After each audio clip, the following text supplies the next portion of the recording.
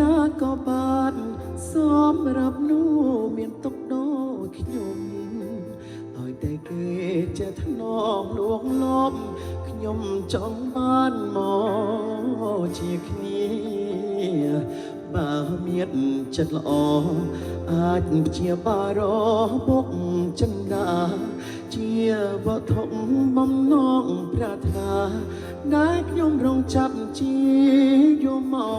កហើយអ្នកណាក៏ដោយឲ្យតែស្វឹងខ្ញុំមិនប្រកាន់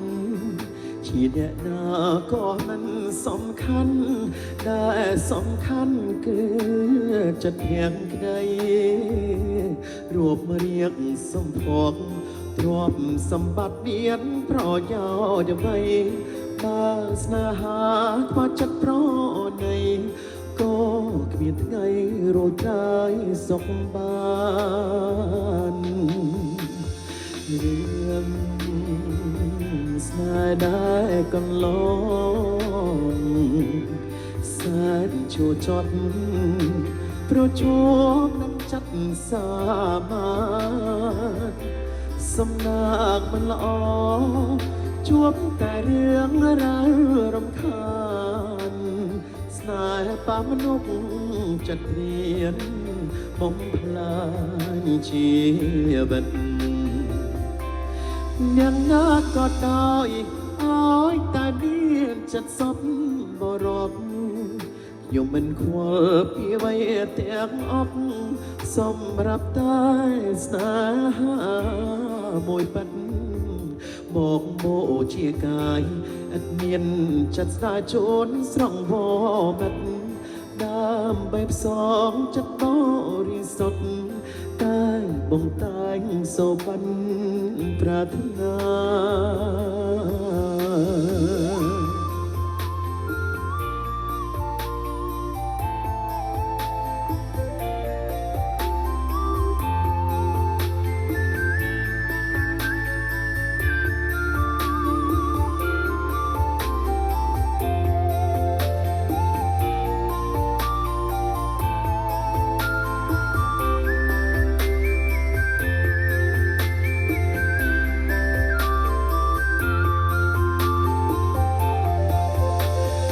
រឿង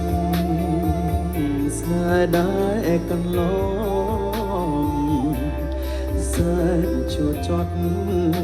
ប្រជួបនឹងចិត្តសាមានសំណាងមិនល្អជួបតែរឿងរ៉ាវរំខានស្នេហ៍ប៉ះមនុស្សចិត្តព្រៀនបំផ្លាញជីវិតយ៉ាងណាក៏ដោយឲ្យតែមានចិត្តសប្បុរសខ្ញុំមិនខ្វល់ពីអ្វីទាំងអស់សម្រាប់តែស្នេហាមួយប៉ិតមកជាកាយឥតមានចិត្តស្ដាយជូនស្រង់វមិត្តដើម្បីផ្សងចិត្តបរិសុទ្ធតែបងតែងសូបានប្រាថ្នា